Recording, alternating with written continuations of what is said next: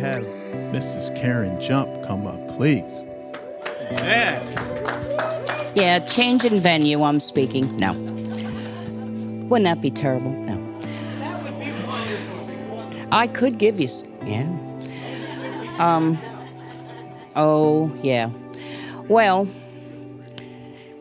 after all this, I'm speechless, and I'm very thankful for and the prophets in the house for the obedience of the word I received. And I know it's not all about me, but that really hit home in every area. So thank you, family. And I want to introduce the speaker today. Oh, yeah. 23, no. Long, no. You have, and you know exactly who he is. He's the father to the fatherless. He's the heart for people that need his heart. This is really hard. He's the most lovable person I've ever known in my life. We have walked through a lot, and there he is. We're still happy. So when you find a partner for life, folks, invest wisely. So without further ado, I don't know where that came from. But without further ado, I'm going to have John come up to the platform. Let's have a hand for Jonathan Jump.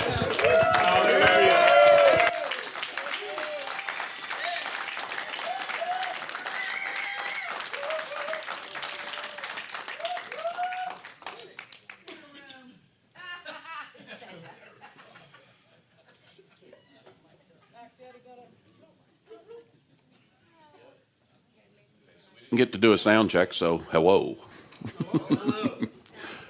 How do I sound?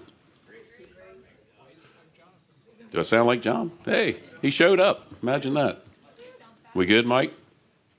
Sounds good up here.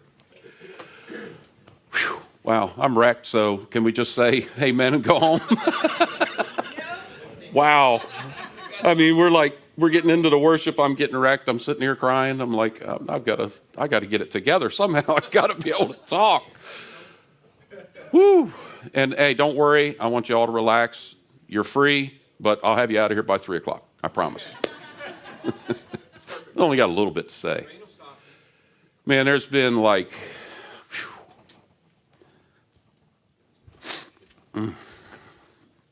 there is so much happening in the trajectory of the kingdom. It's incredible. It's like scary good.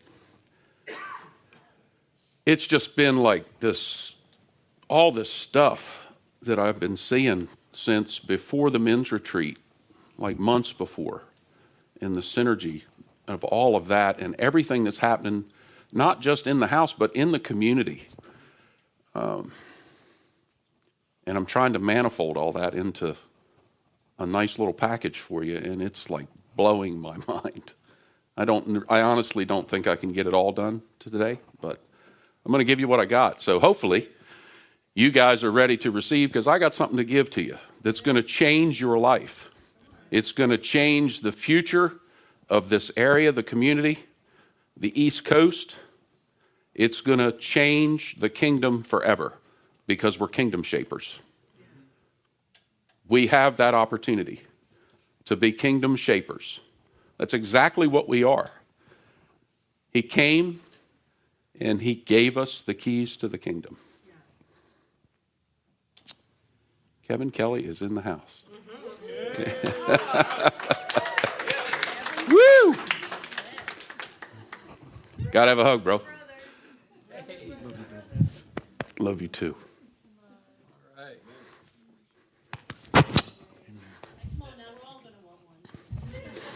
It's okay. You're free. You can get up and love on him. It's cool.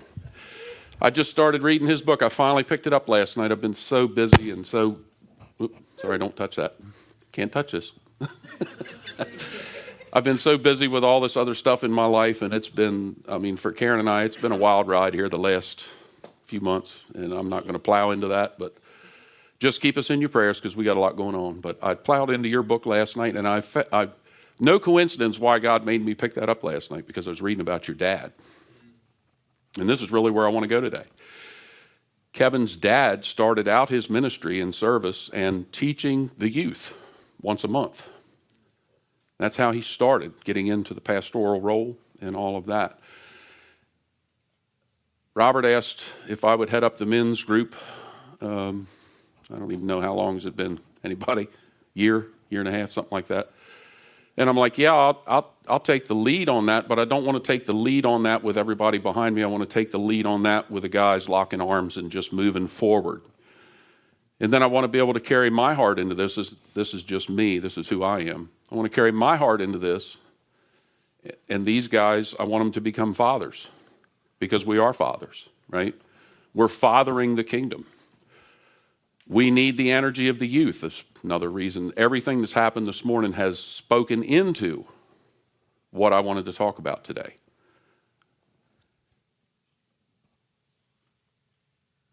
So I've been trying to head up the men's group, but my heart also latched on to the youth group. And I just felt God kept saying, you've got to get involved. You've got to get involved. And I'm like, man, I'm so busy. I don't need another thing to do. I just don't. Because I'm still working full time. Most of those days are 12, 13, 14 hours. And but I couldn't put it down. So I started coming, and immediately my heart was attached to the youth group. And I just see so much that's happening in the kingdom. For a season when we came, there was a few kids, and then for a season there wasn't hardly any kids, and now all of a sudden we're just flooded with kids, okay? And I say kids, young people, okay? Because I'm almost 60. So disclaimer, when I say kids, youth, young people, I wish there was a better analogy for that, but I just don't have one, because you guys are a lot younger than we are. But we're excited that you're here. We're excited about what's happening. Thank you, Amanda, for taking the lead on the youth group. Joey, for taking up the young adults group. That is an incredible thing to get involved in. It's going to be huge, okay? It's going to be great. But what I really want to talk about with you guys is, I not only want you to hear my heart, I want you to take your place. Because this whole theme of spiritual maturity, the journey to spiritual maturity was our men's group. That was our men's retreat title. And then Renee comes and knocks it out of the park with a message about maturity. The pre-runner to that was Pastor Bill Sammons, John Hobbs Sr., Rick Betts, John Betts, I believe, was involved in that. They did a camp meeting, which was a pre-runner to ours 2 weeks ahead, and their title was Legacy. What can I say? I mean, when you start looking at how all those flow together, the reason I'm here, and I said this at the men's retreat, and I said it with Bill Sammons present, which was an honor to me to be able to say to Bill, thank you. Thank you that you invested in the kingdom. Thank you that you took the call that God gave you and you ran with it and you didn't give up. Thank you for your evangelistic heart. Thank you for your messages. Thank you for all the labor of your heart, because that is why I was standing here, able to say that God's changed my heart. And I'm part of the kingdom now, because I wasn't part of the kingdom. I was running afar off. But I listened to Bill on the radio. I fell in love with Bill. And that was the reason I listened for like 3 months, right? And then we finally said, okay, we're going here, because I can relate to this guy. He's a country guy. He's a farmer. I can relate to him. And he's just putting down truth.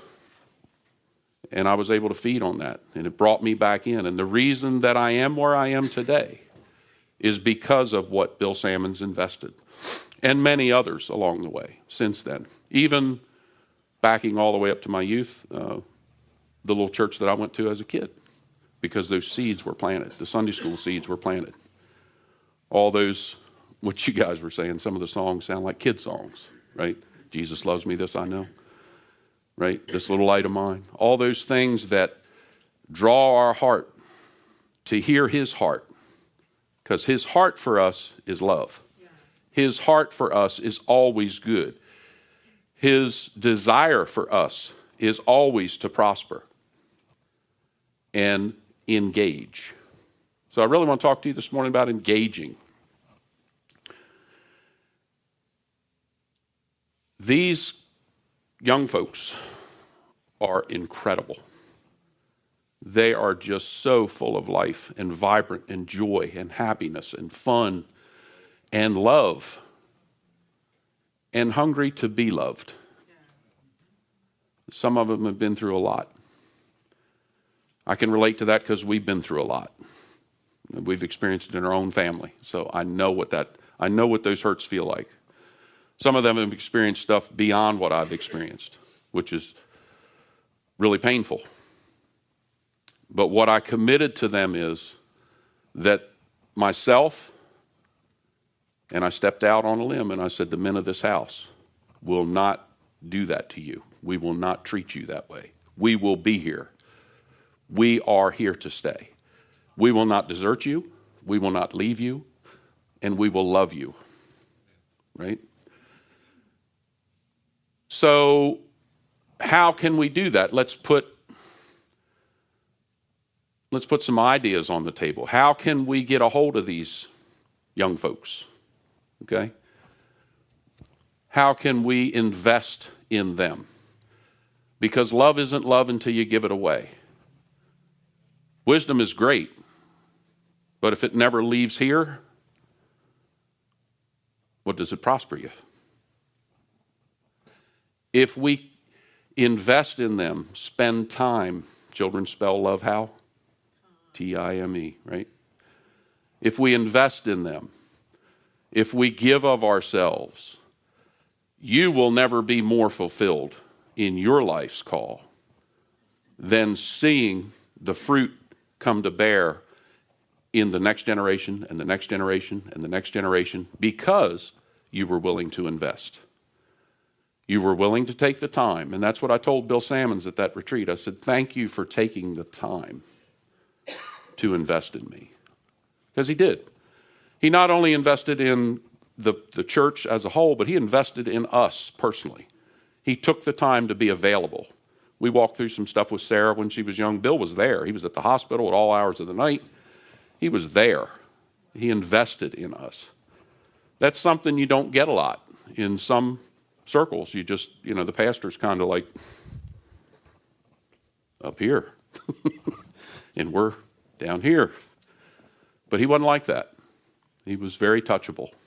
We have that same privilege in Robert, that he's very accessible and he's very trusting and loving and caring and giving. And he's a busy man too. He doesn't need one more thing to do if it's not following the heart of God, if it's not following love, if it's not building the community and building the kingdom. He's not interested. He's not interested. I can speak for him in that. I know, because he and I've had good conversation about our heartbeats are very similar in what we see. So, hold that thought.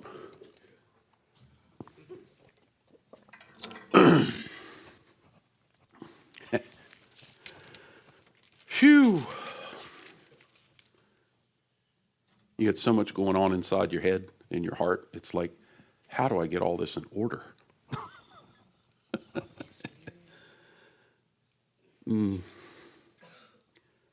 We've had some conversation about the youth. Bob and I were talking, and what he had picked up from one of the movies or videos that they watched with Heidi Baker was putting the youth in front. Well, it's amazing to me that youth are already in front. They're coming up front on their own volition. All them. They not, and why? Why is that happening? First of all, they're engaged. They're feeling that they're loved. They feel the trust factor that they have here, right? And they know that this is a safe place. Why? Because we've told them over and over and over. Amanda's doing a really good job of drilling that in. And the more we invest in them and the more we trust them and take their thoughts and ideas and let them run with those, the better it's going to get. And the more empowered they're going to become. And then we can provide platforms for them to be right here doing this. Why? Because they're our hope. Jesus Christ came and he did what he did, all that he did, so that we could do those things and even greater things. How can he do that? How many of them was he? How many of us are us? Everybody. So we have influence in every sphere. Wherever we walk, wherever we talk, wherever we go, we have an opportunity to look in the eyes of people and realize that you'll never meet another human being that God doesn't love. It changes our perspective. It changed mine. I think, Valerie, you put that on, didn't you? Didn't you put that on Facebook? Yeah. And it rocked my world because I just meditated on that for like days. It was like, you know it, but you don't know it until something clicks. And then you go, wow, that's so rich. So we look at individuals now in passing, and everything that you do in your daily walk is going to have an influence and or an impact on somebody. And I said this to somebody the other day. I said, everything in your countenance, everything in who you are, can say to that person, without ever speaking a word, that I love you, I'm interested in you, I want to know you, and I want to engage you. And I want to engage you at a level where my heart hears your heart. Or we can be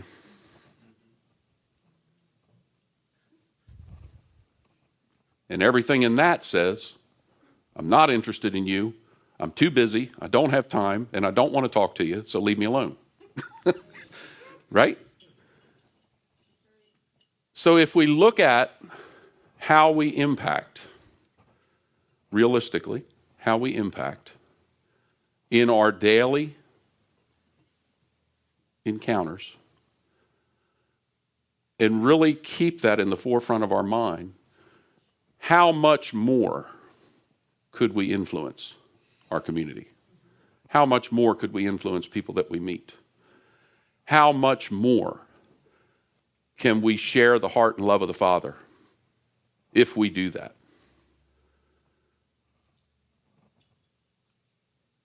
Selah. Just think about that for a minute. So I need to redirect my thoughts.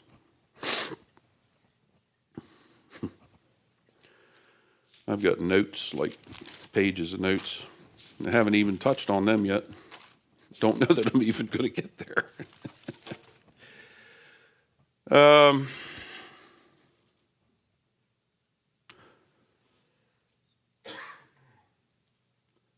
One of the things we talked about at the men's retreat was Chris actually did an excellent job of presenting, asking better questions. And I think it's been touched on just a little bit since. But, a lot of folks, and I'm not saying that this is you guys at all, okay? But a lot of folks look at the youth and they're like, I don't get them. I don't understand them. I don't know what they're thinking. I don't know why they act that way. I don't know why. I don't know why. I don't know why. Well, the challenge in that would be basically all of those statements are negatives. So instead of putting them in a place of I don't understand them, let's ask the question, how do we get to know them? How do we engage them? How do we find out what they're carrying in their heart? How do we know what their giftings are? How do we redirect a generation that has become known as a lot of things? I mean, the fatherless generation, just pick one, right? There's a whole multitude of reasons why things are the way they are. But Eric Reeder said something when he was here a long, long time ago that really stuck with me too. He says, stop fighting against the system. The system's not really what you want to change. Just build a better system. So let them have their system. Build a better one. That entrepreneurial spirit reigns here, okay? That's who we are. We're creative. We're gifted. We're dreamers, right? We're not afraid of our imaginations. Why? Because it's a gift from God. Creativity happens in that imagination. That's what it's for. It is for His glory that we were given the abilities that we have. And each and every one of us carries specific giftings that nobody else has. We carry specific DNA that nobody else has. We are capable of doing certain things that nobody else can do, at least not in the way we do it. I'm not saying they can't. It's like music. The array of music that's available in this universe is endless. It's only limited by your ability to hear and dream it and produce it. And I mean, you look at that, you can be a concert cello player or a violinist, like we get the opportunity of having Kajun and Saromi down here sometimes. Whew.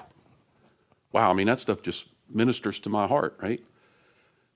But then you've got the Ben Westbrooks of the world. If you haven't seen what that guy's doing, even if you don't like the style of music he's doing, he is an incredible musician.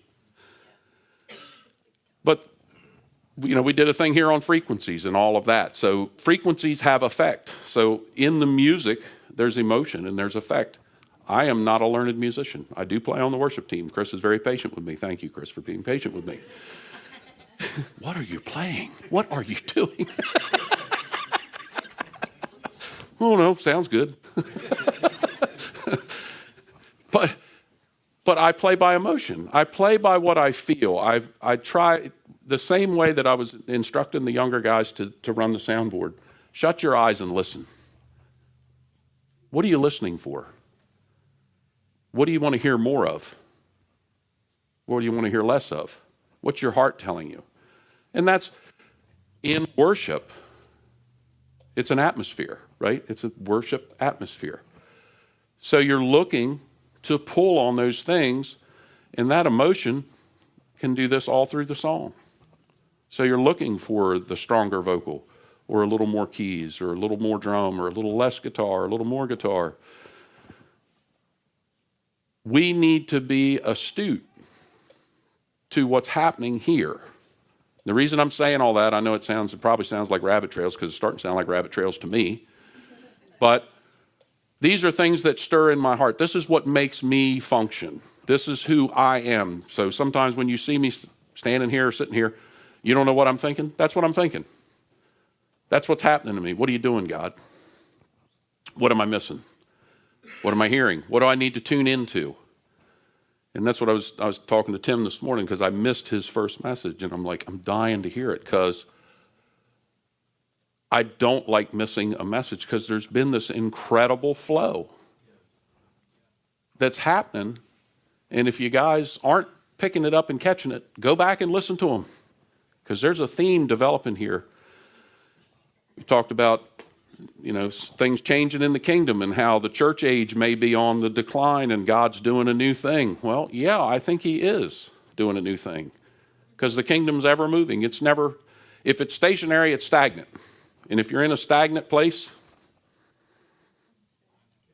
ain't no life there. Just going to get deader and deader. There's some good English for you. If it ain't dead, we'll beat it some more. It'll be dead when we're done with it. This is life. What's happening here? This is life. This is where the lifeblood is. This is what Jesus came to do. He said, don't stop the little ones from coming. Let them come. We need to love these kids, father these kids, encourage these kids, give them a platform. I don't care how you get plugged in, get plugged in. You will never be more richly rewarded than what you do that's going to have an effect on generation after generation after generation, to the point where you can't even wrap your mind around what's happening. You can't see it. You can dream it.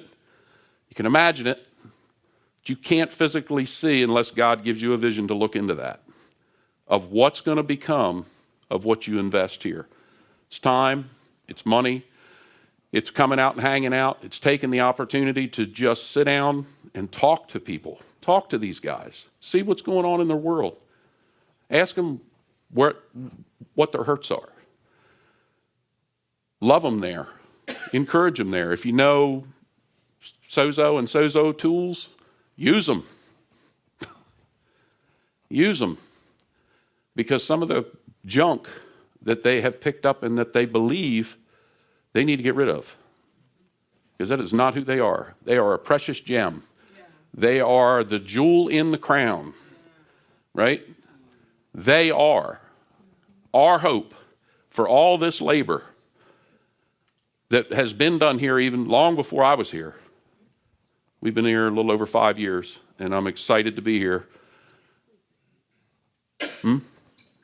Over 5. Yeah. Excited to be here. But I'm excited about investment because I'm getting to the point in my life where I see no matter how much I have heart desire to do something, I don't have the time and the energy always to do something. So I need their energy. I need their abilities. But I do have some things to offer. I have hugs that never end. I have love that's endless. Okay? And I have encouragement. And I have a safe place for them to go, what if we do this? I don't know, let's try it. Oh, wow, that was a flop. Okay, no, that's a learning curve. You know, not to do that again. Let's try something else. Because this is what we do, right? This is what we do at the house. This is what love looks like. Love isn't love until you give it away. I said that to Amanda the other night. We can carry all that wisdom. We can carry all that hope. We can carry all that glory. We can carry all that love. But if we don't put feet to it, what happens? Exactly. Nothing. And we become stagnant, right? So the kids, this was so cool. I mean, Amanda's made light of this, but it bears repeating. She's like, what do you guys want to know? What do you want to learn? What do you want to do? And they come up with, we want to learn about the gifts. And Amanda's thinking, we're going to learn how to cook or do something else. And nothing deep like that. Nothing life-changing like that. Nothing empowering like that. So what do? She starts asking around, hey, you want to teach a class? Want to teach a class? So she asked me, you want to teach a class? And I'm going, whoo, holy cow. You know, and I'm like, what was God looking for? He was looking for my yes. It wasn't about my ability. It's about what's in my heart, what he has put in my heart, and my ability to just stand up and say yes. And then he'll give me a voice and a platform and the words I need to communicate that. I don't know if it looked right or wrong. I never got any feedback from the kids or anybody else about it. But when I walked out of here, I felt like that they got something out of it. And I think it was I use David Hogan as an example, who's like, he's probably way out there in left field for a lot of folks. But yeah, but the guy is incredible. He's got an incredible testimony. And he's all about, he's not a churchy guy. In fact, he don't like religion at all. You know, and we kind of like to keep religion outside there too. We don't need it in here, right?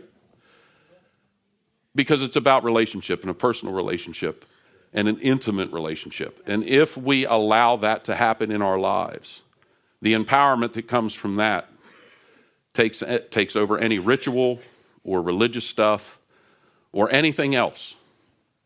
It trumps it because the love of Jesus Christ trumps all. He is Christus Victor. Not waiting to happen, it already has happened. We can either plug into that, tap into that, or not. That's our choice. He gives us that opportunity. But the truth is, we have it. to give away. Question is, will you step in? Spiritual maturity to me, I've listened to your message 4 times now, Renee. Thank you. It really, if we weren't where we were in maturity level, her message would be offensive. Come on. It would. It'd be like, what? Oh, psh, psh, psh. Come back here, I'll slap you again. It's true. It's absolutely true. We have let society mandate and decline to this place like you're 28 years old and you're sitting home playing video games and eating potato chips. You don't even have a job. Hello? You know, I was married. I turned I turned 21 in August and got married in September. Now, I can tell you that marriage failed, but it wasn't because I got married too young. It's because I made mistakes. I have to take accountability for what I did, okay? So some of you can relate to that, some of you can't, and that's okay. That's just my story. The truth is I don't have to be ashamed of that because God has forgiven me for that. And my heart is not angry or bitter, okay? There's forgiveness and grace for that. What I do need to do is learn from that. Because if I don't, that perpetuates insanity because I'm going to keep doing the same thing over and over and expecting a different result. And it's not going to happen. So what I don't want to do, for me personally, for my wife, she's also got the same vision. And to the kids, they're not even in here, but I want to apologize to them because her heart is to be here too. But some weeks we just can't both be here on Monday nights. So one of us has been here, and it's coming. We're going to be more involved. But so the call is to get involved, to get engaged. I'm even going to go this far. Take responsibility. Take responsibility so that we don't perpetuate another generation that doesn't have direction, that doesn't have leaders, right? Because these guys aren't just our future leaders. They're world changers. Yeah. They're on fire. Amen. The ability and the blessing and what I see in these kids is just phenomenal. Some of them are like only 13 years old, and I see them like, man, I'd be hard-pressed to be there now. You know what I mean? If I wasn't walking in this level of freedom. If I was still in the old system, I couldn't do it. So really what I want you to hear is my heart, because that's really the only thing that matters. I'm not the preacher, okay? I do have a pastor's heart. I know that, which is partly why I've taken up this as well, the children along with the men. You know, am I the perfect example to lead the men's group? Absolutely not. I got plenty of flaws. You're pretty good. But thank you. Can you hear me now? Whoa. Wow. I do have a heart. Okay? Believe it or not, I really do. And I love much. And I love these guys. They're my compadres. You know, my dad's died. My brother died. And I've told Chuck and I've told Todd and I've told Pastor Bob and Chris and Steve, you guys are like my homies, right? Clarence, Chuck, you all are, but there's a certain number of you guys that I see like every time we have a men's thing. They all come. And the others are coming, and the younger ones are coming, and the Christians coming some, and Mike Bennett comes when he can, and I want to love these guys. I want to pour into these guys. I want to give them everything I have so that I don't leave anything on the table and I don't have to look back and go, you should have done, you should have said. No. Give it all. If you're going to do it, what's the Bible say? If you're going to do it with all your might. right? 100%, 110%. Give it all, because you'll never know what would have happened if you don't. If you do, you can say, I did it all. I gave everything I had. I don't know one thing I could have done any better. And now it's up to you, God. I gave it all. So meet me here. Take what I left and use it to your glory, okay? Because it doesn't always, sometimes, one of the things that happened at the men's retreat was it was really, really, really rich. There was some good stuff happening.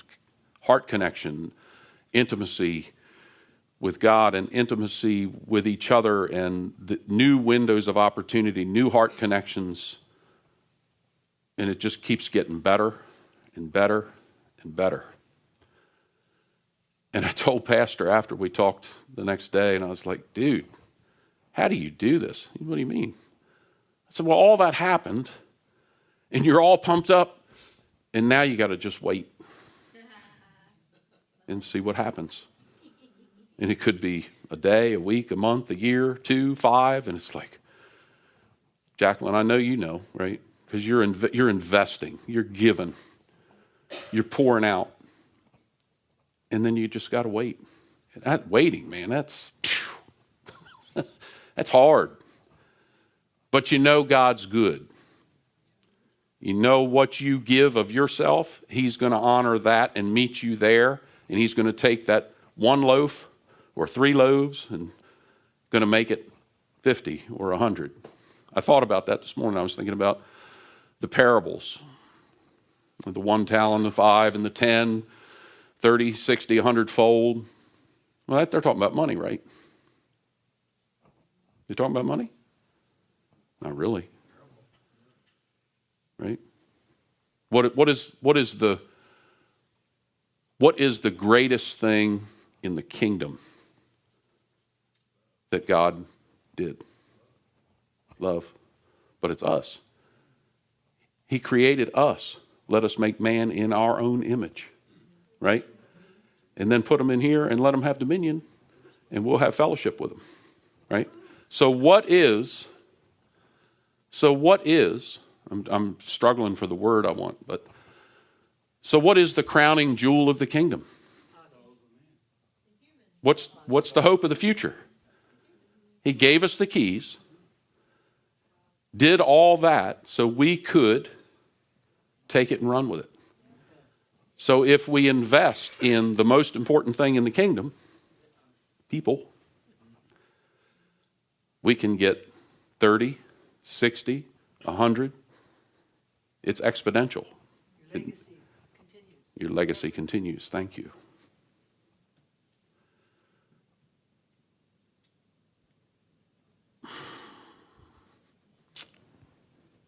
What else you want to say, God?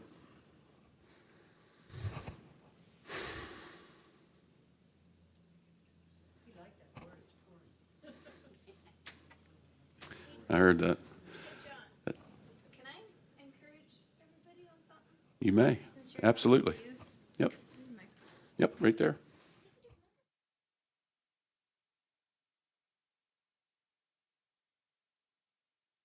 Hither. Okay. I just want to emphasize and thank you, John, for really emphasizing with the teens. I just want to give quickly some practical ways if you want to pour into the teens. I just want to say a couple of things. One, if there's something stirring in your heart and you've kind of been sitting with the Lord on it, feel free to come and talk to me about it, because it's probably something I've been asking God about. There's literally so many different things going on in my head of I'm trying to plan out what the next year, our curriculum, quote unquote, is going to look like. But it takes the church to be able to do it. It doesn't take me.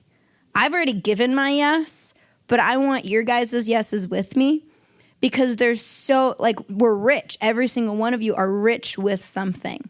And there's so many of you that I have you in my mind, but I'm not talking to you yet about it.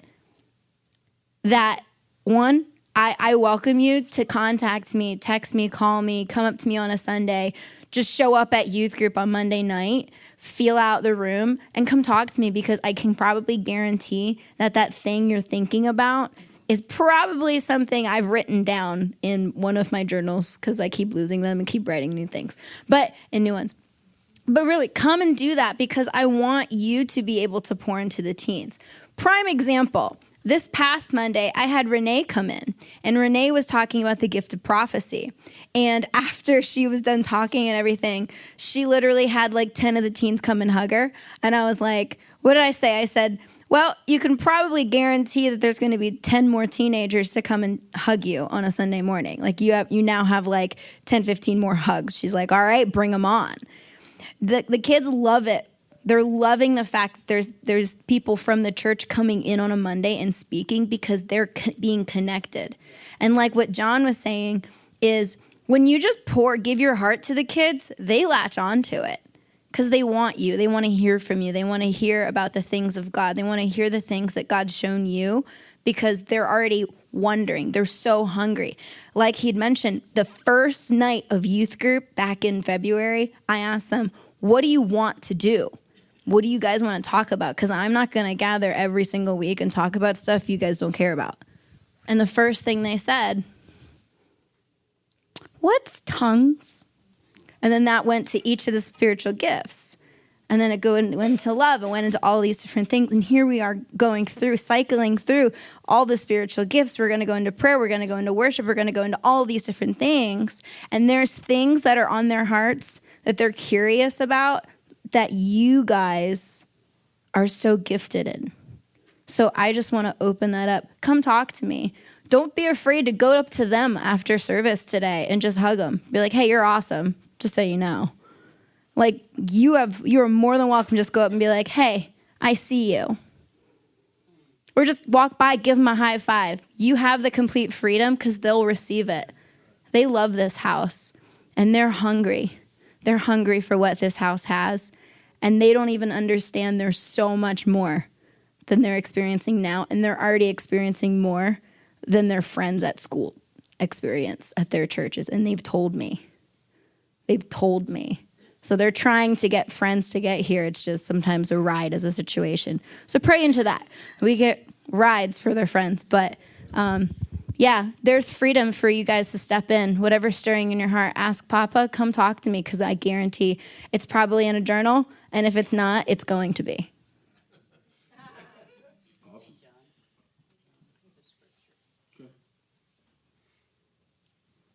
Of course, the scripture's been on my heart for a long time, but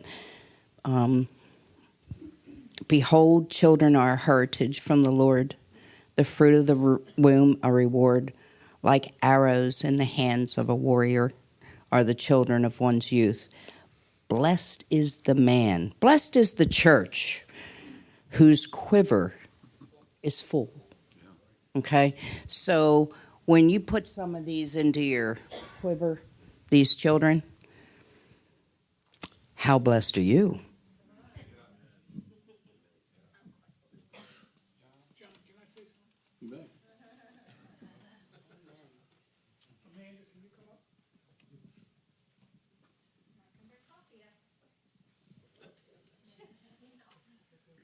So we're talking about the youth. Amanda came to us as a youth. Mm-hmm. She sat on the front row. She sat all over. And we loved on her. And we loved on her when times were tough. We loved on her when times were good. And she didn't know what to do. And we just grabbed hold of her and loved her and gave her some guidance of what the Holy Spirit taught her, how to hear the Holy Spirit, taught her how to hear God and to walk with Him. And then she decided to go to school. We put our pocketbooks into her so that she could make it. And there were times when we had to dig deep because of different circumstances, but we were willing to do that. She is an example. When you speak into one of our youth, this might be what you get. Okay? This is what we're talking. She is the epitome of what we're talking about. So we have the miracle in front of us that she's trying to get us to grab hold of. This is what it is. We don't always get that. We don't always get to see the miracle. We never get the end of the story sometimes. We actually get the blessing. But this, we get everything. So I just want you to hang on to that and understand what you're doing whatever you do with the kids. Yeah, and if you could take it back a little bit further,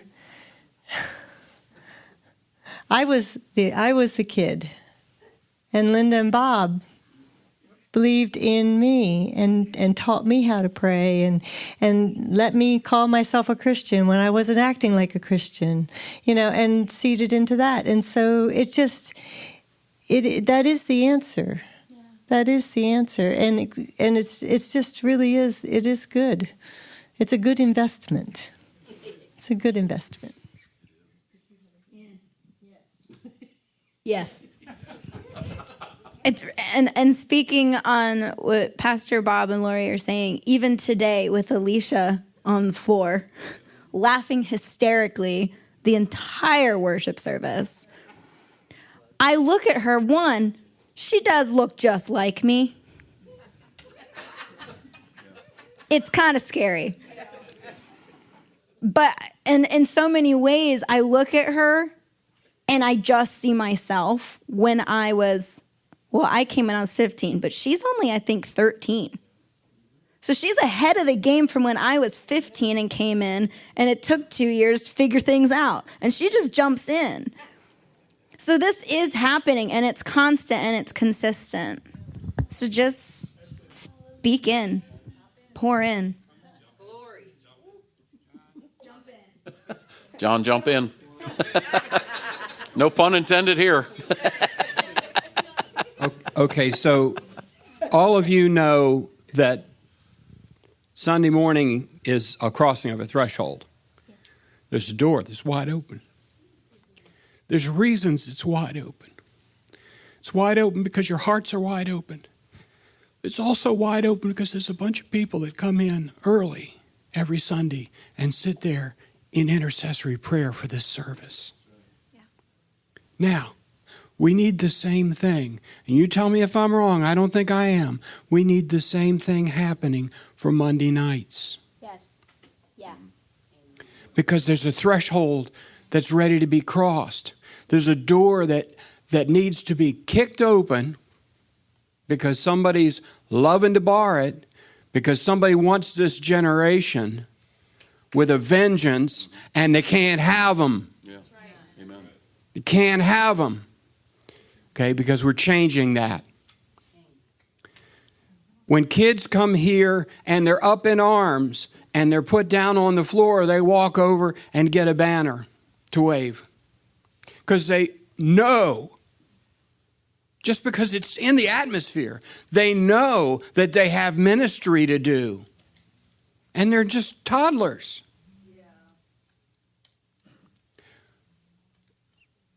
If the Lord's drawing you to it, even if you can't come here on Monday night and pour in that way, be in prayer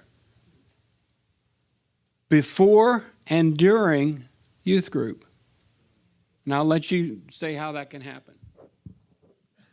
Youth group is 6:30 to 8:30, sometimes to 8:45, sometimes to 9. Sometimes we just can't get them out of the building. I try. But yeah, practical ways, which is really cool. Thank you for saying that, because since coming back to from Rhode Island, a lot's been stirring. And that was one thing that I actually wrote down. We need to be praying for Monday nights. We need to be praying for Monday nights. What does prayer for Monday nights look like? So, cool confirmation. So if that is something stirring on your heart, and you don't just want to sit home and pray or wherever you are, connect with me and we'll develop a plan for that and what that's going to look like. Because from here on out, I have no idea what things are going to look like. I just know it's going to be really good. So it's just a lot of confirmations. And all that to say, I know with all this happening right now, I just want to honor Nate, even though he's back there right now with the kids, because he was my youth pastor. And a lot of what we do with youth group right now is based off of something he set, because he was my pastor. He was the one who always poured into me. And so I just want to, out for everybody here, I just want to honor Nate and thank him, because he's still in the youth group and he's assisting me and he's helping me. He's giving me ideas. And I'm very thankful for that we wouldn't be here without Nate and his heart and his love for these teens. Nate's amazing and I love him. That's all I have. Okay, you sure? If you keep talking You about keep the taking the teens, I'm mic going to back. say more. Actually, that's exactly what I'm hoping for. I hope this starts a conversation. I hope this sparks something in you.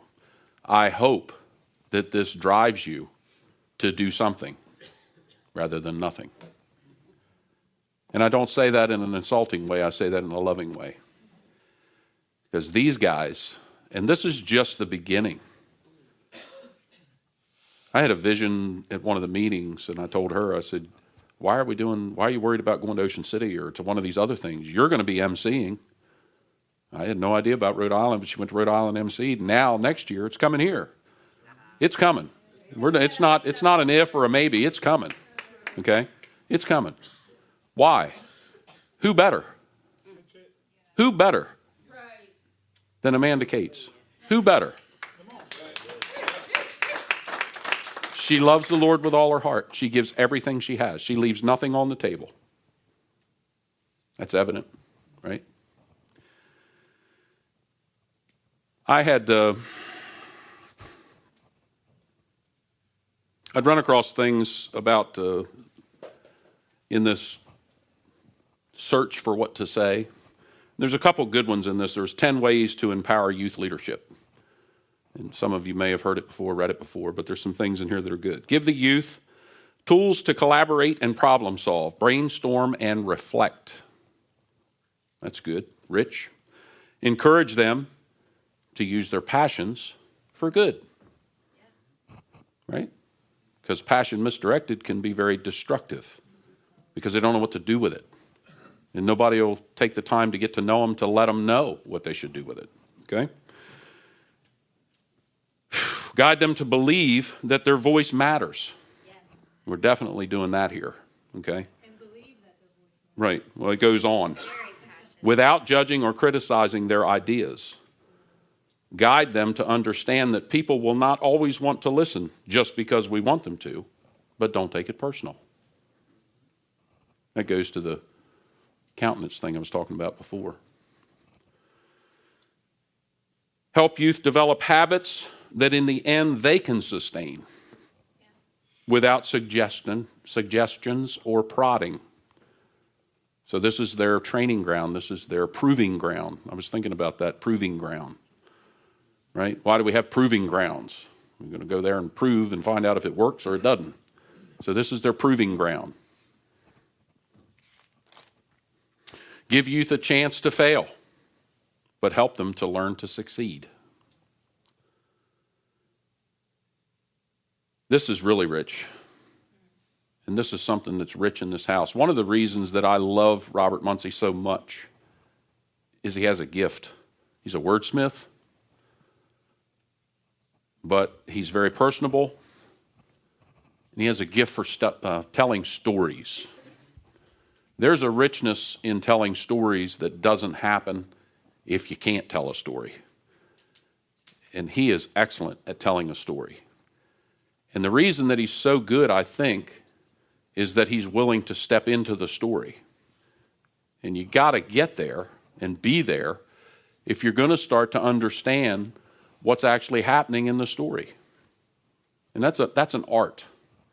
There's a quality to that. So number 8 is employ storytelling of successful youth leadership. We have one right here. We have another one right there. And we have more, right? Even, Lori, thank you for sharing your heart too, because if you don't know, I mean, what Lori's doing now with Sozo Ministry, it's going international. And her actually penning her own book and version of what God has put into her is going to this thing's just going and going and going. And it's just starting to take root and take ground. But it's going to take ground for the kingdom in a very positive way. And we're going to be able to connect to people that a lot of folks thought we couldn't connect to because of the tools that she has pressed down on and pressed into and continued to not give up. There's going to be so much reward that comes back from that for richness in the kingdom and then to take it to the simple practical, just for families to be able to connect with their kids that they couldn't connect with before. They're like, oh my God, what am I going to do with this child? No, you can connect to that child.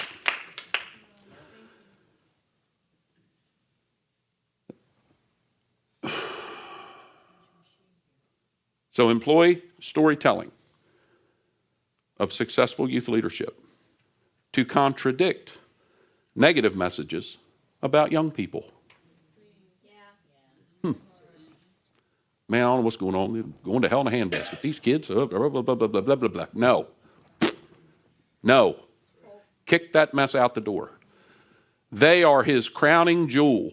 They are the hope of glory. They are our future.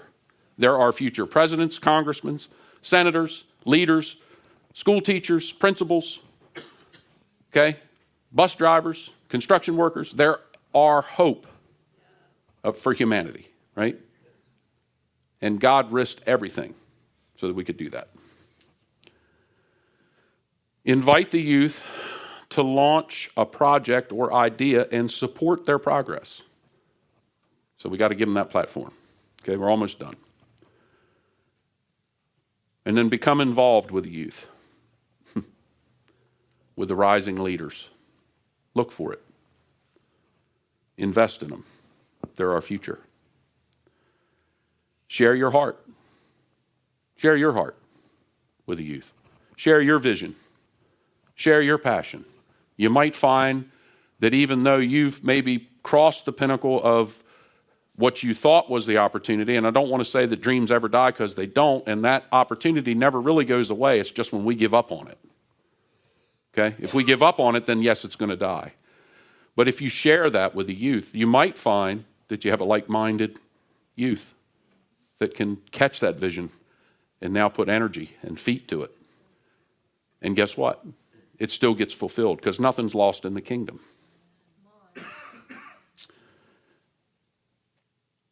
So in closing, yeah, it is after 12.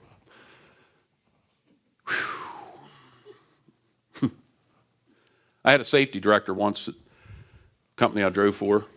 He said, 3 things you need to be a good truck driver. Anybody know what they are?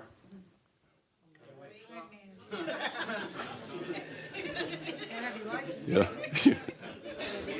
Okay, you ready? You ready? Catch this now, I'm going to lay it down. It's big.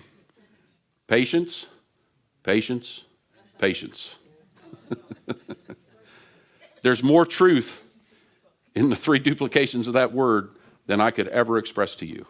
Because I got to drive the Northeast, New York City, Long Island, Connecticut. Keep right on going. And heaven forbid if you have to go to Washington.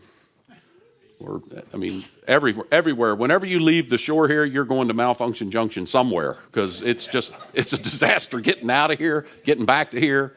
You know what I mean? It's like, who designed this? It's like a spaghetti bowl. So that's what we used to call all this up top of the state, Malfunction Junction. Because, boy, it was like, it's just something going to happen, you just don't know what. So what I want to say here, 3 things I want you to get out of this. Okay? There was a point to that rabbit trail. Can you hear me now? Can you hear me? You ready? It's huge. Invest, invest, invest. I don't know how to say it any better. Just invest. Give your time, give your heart, give your passion, give your energy. Give your love, give your support. And give it 100%. Don't go half in. Renee was talking about the shallow end. Yeah, you can do some cool stuff up in the shallow end, but if you go down in the deep end, you can get her done. Get her done down the deep end. I love you guys. We love this place that we lovingly refer to as the house. We love this body of believers. There's so many leaders here. It's just incredible. There's so much power here. And there's power, why? It's synergy. Each one of you individually is powerful, but when you put it all together, like John said, there's like 50 prophets in the house. You know, it's true. It really is. Because some people haven't even tapped into that yet, but it's coming. Right? They just haven't realized. Eric says it this way. How did he say it?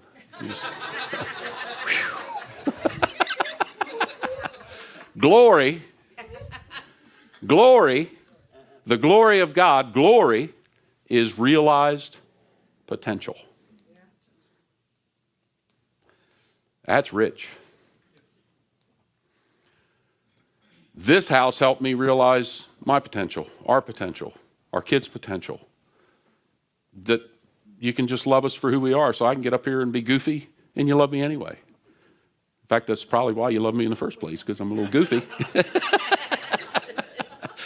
So I'm trying to learn not to take myself so serious, because I was like, I had all this to say, and then, of course, you know, all the thoughts come, you really don't have anything to say, just shut up and sit down. Just call Bob Hayes and say, you speak, I don't want to speak.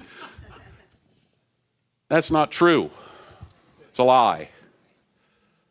God has put specific things in me that he hasn't put in anybody else. He's put specific things in you that he hasn't put in anybody else. And we need every one. We need every one. Every one of you is valuable. Every one of you are precious. Every one of you are loved. If you didn't hear it from anybody else, you heard it from me. You're loved. You're wanted. You're desired. And I want to encourage you to invest. Hear that song? Let it rain. Yeah, God, let your glory rain here. Let your glory rain down here. You may. Absolutely.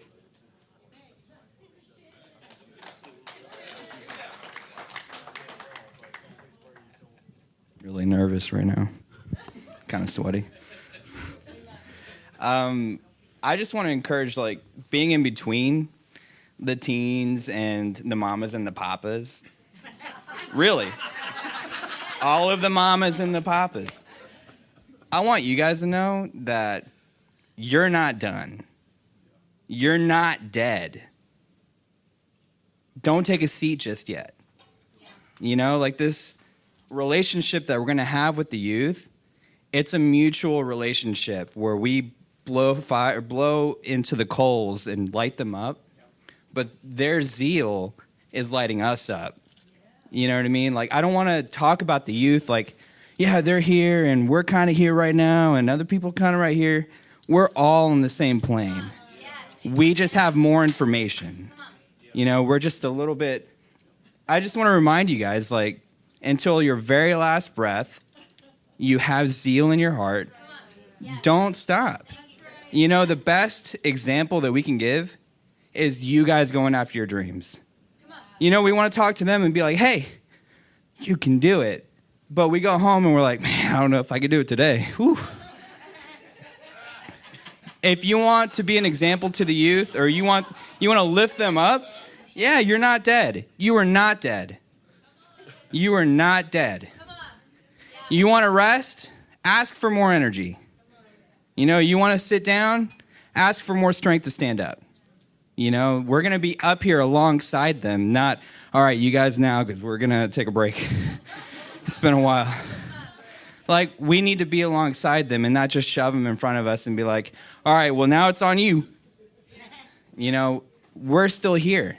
And until we're gone, you know, we're going to leave that legacy behind. But that doesn't stop until we're on our last breath. So don't stop. There's no reason for you to give up. I want to see some more poems, Mike. Next week. All right. But until our last breath. So whatever dreams you have, new life. Breathe into them. Say that I'm not just doing this for me. I'm doing it as an example for the youth. I see that I'm pursuing after my dreams. They're going to see that example and go, you know what? Man, Chris went after it. Chris is still going after it. Tom's going after it. We're going after it. Don't stop going after it. When we stop going after it and encourage them to do it, they're like, okay, there's no examples around here. What's happening? You know? We're like, no, you can do it. You can totally do it. I believe in you. And they're like, I don't know. There's no other things happening. I guess it's on us. Whatever dreams you have, let them awaken today. Go after them today, tomorrow, the next day. Don't lay down just yet. You're not done. Amen. Good word, buddy. Thank you. Well, since he opened that door, y'all be praying for us, because we're stepping out in faith this next year too. We're going to start our own business. Yep. I've been working for other people for over 40 years, and if I'm going to work that hard, I'm going to work for me.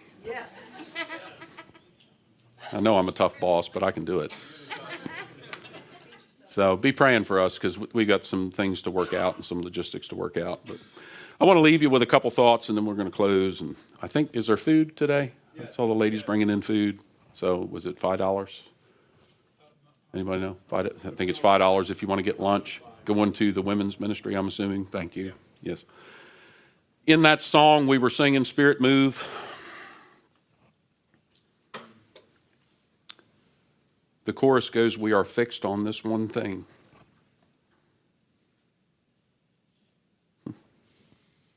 To know your goodness, see your glory. We're transformed by this one thing. To know your presence, to see your beauty. Whew, man, that's weighty. That's what this is, guys. That's what these kids are. This is our hope. None of us are dead. Thank you, Christian. We're not dead. Nope, not dead yet. But we need to be giving these guys a platform and springboard them into the next positions of leadership and worship team, and then send them out. Send them out. We have so many leaders here that have so much influence. Send them out. Send them out. And call in. So let's just close. Let's just close in prayer, because there's still a lot in my heart. But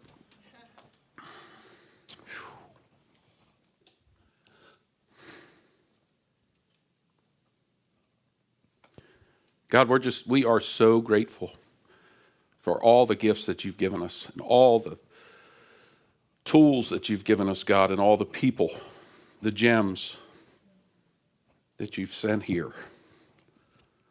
God, we don't take any of that for granted, but we value each and every one as precious and as an image and a reflection of you.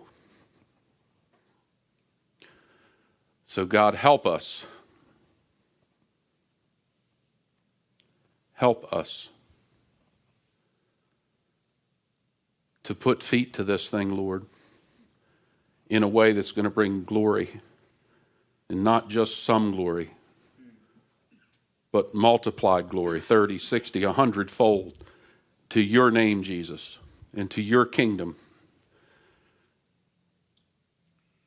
to the hope of this next generation, and the generations to follow. We say yes. We say amen to that hope and those promises, those gifts, those things that you're doing, God, in each and every one. We call them out. And we agree with them, God, and we say yes and we say amen. And we say we're here. We're here to equip. We're here to lead. We're here to exhort. We're here to launch.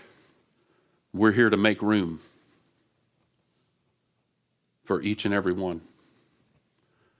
And God, for the ones that haven't come yet, our hearts are expectant and excited about what you're doing.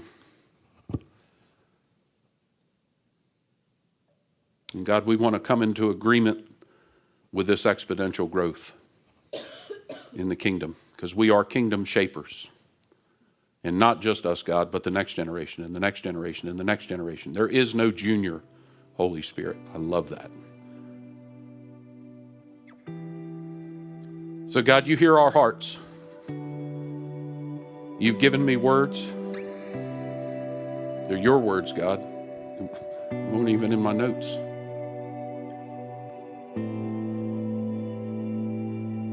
So Lord, use that. Multiply that. The seeds planted, we're expecting much return.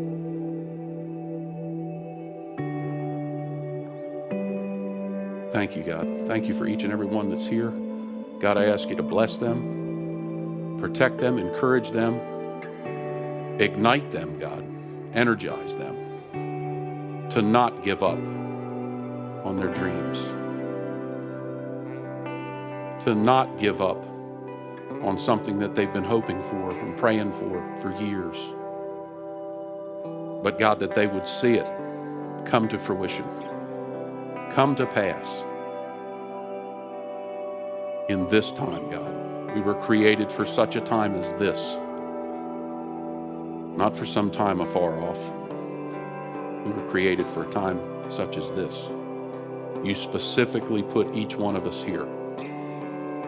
So, Lord, I call out those things that you've placed. Come alive. Come alive.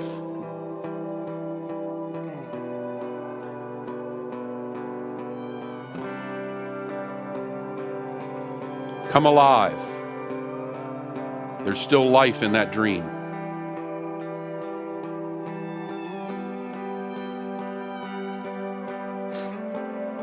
So God, I bless everyone in the name of the Lord.